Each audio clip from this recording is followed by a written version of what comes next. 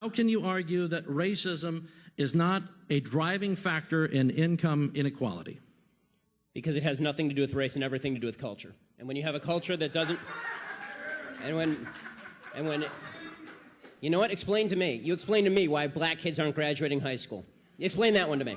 Explain to me why black kids are shooting each other in rates significantly higher than whites are shooting each other. Explain to me why 13% of the population is responsible for 50% of the murder. Explain to me why the number of black kids in prison, not for innocent reasons, not for walking down the street and getting pulled into a prison, is so high. Explain, if it has nothing to do with culture, explain to me why the single motherhood rate in the black community jumped from 20% to 70% in the same course of time that the civil rights movement has made such tremendous strides. Is America more racist now than it was in 1960? And if it is, please explain to me how that happened.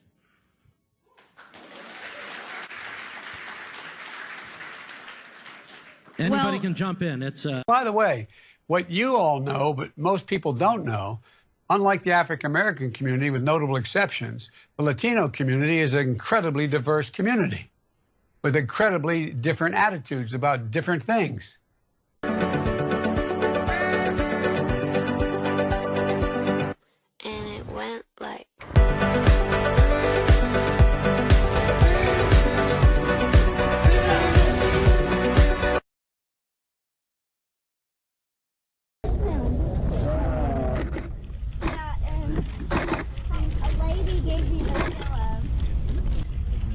What a boy. What a boy, huh? Absolutely. Absolutely. We never built the cages. Those cages were built in 2014 by Obama. Okay? We never built the cages. They were built by Obama. And the fake news is constantly saying that I built cages for children. I didn't build them. And somebody called in that built it. They said, he didn't build them. We built that for the Obama administration. But they don't stop. They keep calling it. They say, I built cages. And go figure, it was actually really hard to find this video. It was like in the deepest depths of YouTube. But yeah, I just felt the need to post this because there's still so many people in the comments saying that Trump built all of these cages. Must have heard it from CNN. So yeah, Trump 2020.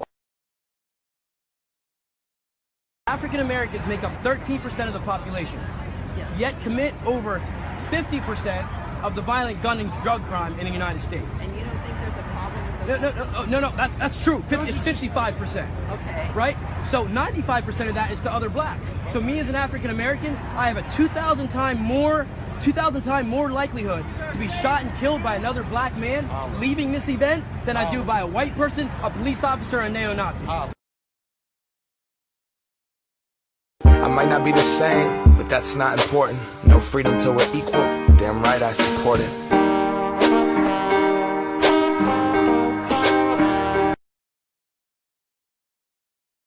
And I'm not no Black Lives Matter supporter. Like, you're not? No, absolutely. Why not? Because it's not our movement. This is a movement that was given to us by, George Soros and his fucking boys, because they saw how things were going and they didn't want it to go back to the 60s to where we start having our own organic movements. That was a big fucking problem for them. So let's give the people a movement that we can control. We'll provide them the leaders and all of this type of shit. That's what Black Lives Matter is. Look at the leaders of Black Lives Matter. Are there leaders of Black Lives Matter? Yeah. Who? Look at these lesbian women who are trying to incorporate, LG, whatever the fuck the letters are, incorporate their concerns into black people's concerns. Go to the website, look it up.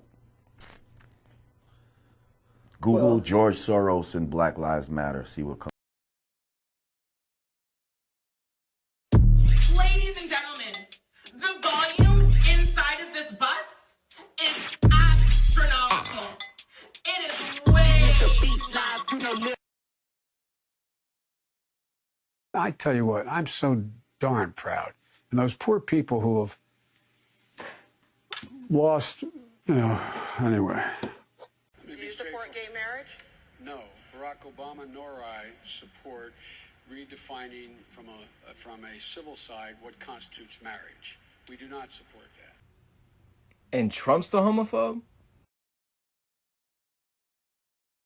Our message absolutely is don't send your children unaccompanied on trains or through a bunch of smugglers. We don't even know how many of these kids don't make it and may have been waylaid into sex trafficking or killed because they fell off a train. We have no way of tracking that. So that is our direct message to the families in Central America. Do not send your children to the borders. If they do make it, they'll get sent back. What did you just say, Obama? What you just said? I don't think the liberals heard you because I don't remember any outrage when this interview came out. But Donald Trump is supposed to be a monster. He's supposed to be an evil man. But you just said that you would send these children back across the border if they came over here alone. But at least now these children are in detention centers with TVs and DVDs and PlayStation. I have a simple message for the cartels, the gang members, the drug dealers, preying on our citizens, destroying our youth. Your days are numbered. Your reign of crime will very soon come crashing to a very ugly end. You're getting the hell out of this country.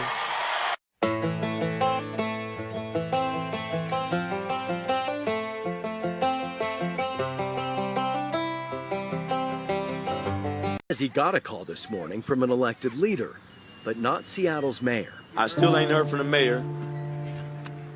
Incredibly, Donald Trump called me. The President of the United States called me today and talked to me today. What did he say? He gave his condolences, and me, I'm not a political guy, so I'm not, but I told him, I don't nobody like you. I'm real. I said, don't nobody like you, but on this camera, I tell you right now, Donald Trump called me, and he didn't have to call me. He didn't have to do nothing.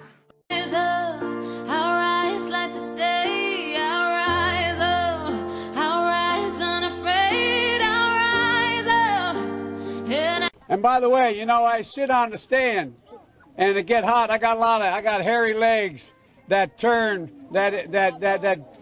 turn blonde in the sun. And the kids used to come up and reach in the pool and rub my leg down so it was straight, and then watch the hair come back up again. They'd look at it. So I learned about roaches. I learned about kids jumping on my lap. And I've loved kids jumping on my lap. Choices I've made, I was tempted by an early age. Lawlessness has been allowed to prevail. We're not going to let it prevail any longer. I signed an executive order just a few days ago, and since then, it's been very calm. They go to prison for 10 years if they hurt our monuments or our statues. It started off with Confederate statues, but then it went to George Washington, Thomas Jefferson, Abraham Lincoln. It went to people that were abolitionists, people that wanted to stop slavery. It went to anything because, frankly, it didn't matter to them. Anarchists, agitators, looters, and people aren't happy. We call it the silent majority, but it's really bigger than that. It's called the vast silent majority. And we're all going to make sure that this doesn't happen any longer. Our country is great. It's going to be greater than ever before. No doubt about it.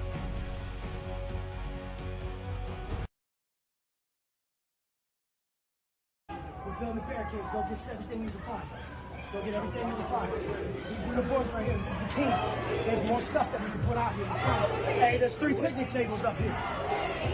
There's a couple picnic tables up here. Let's go on. Come on, y'all.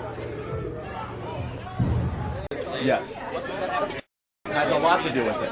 What does that have to do with, like? Because if you make three big choices in America, you're guaranteed not to live in poverty. You know what those 3 choices are? Get married before you have kids, get a job, and graduate high school. You know what community does that at the highest rate? Asian Americans. That's why they're successful. We live in a meritocracy. You make good choices, you will be rewarded for those choices. Irrelevant of your skin color. So when you say white privilege exists, good choice privilege exists.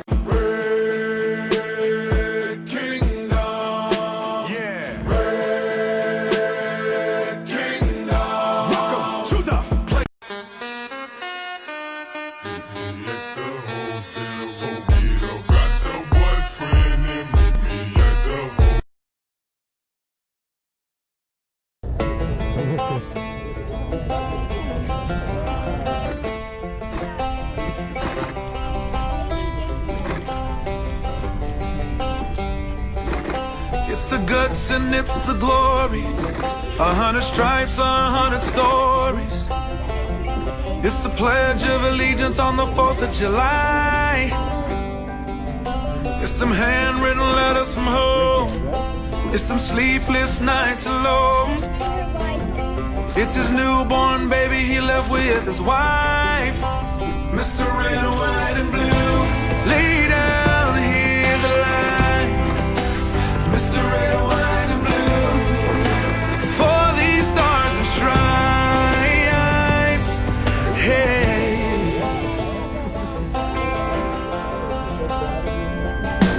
From the fields of Indiana to the swamp. What's up, Shay? What's up, Lynn?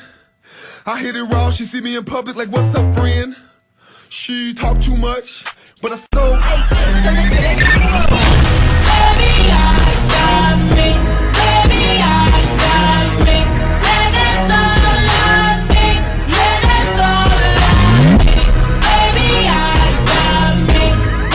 Abraham Lincoln was the Whig Party, that's the Republican Party that freed the slaves.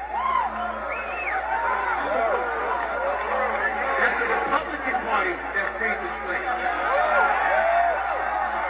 And for years, people want to call me a coon. Because I chose my right.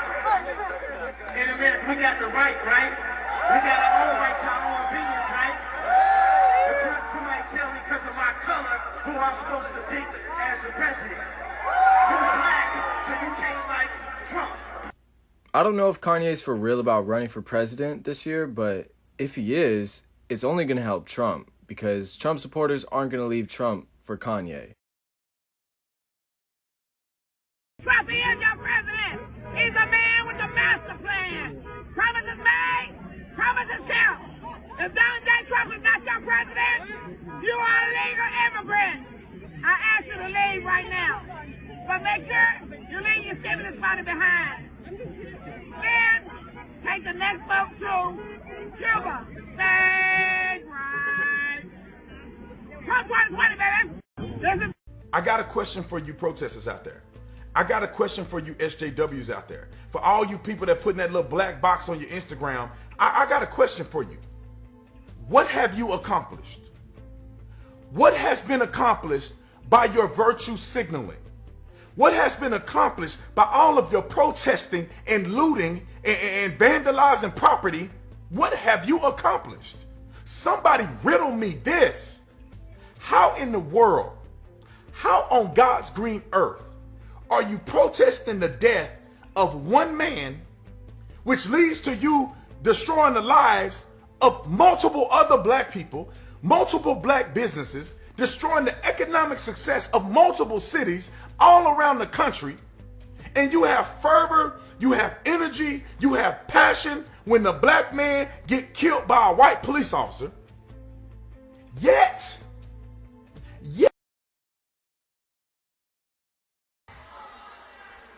You're going to hear it once. All lives matter. All lives matter.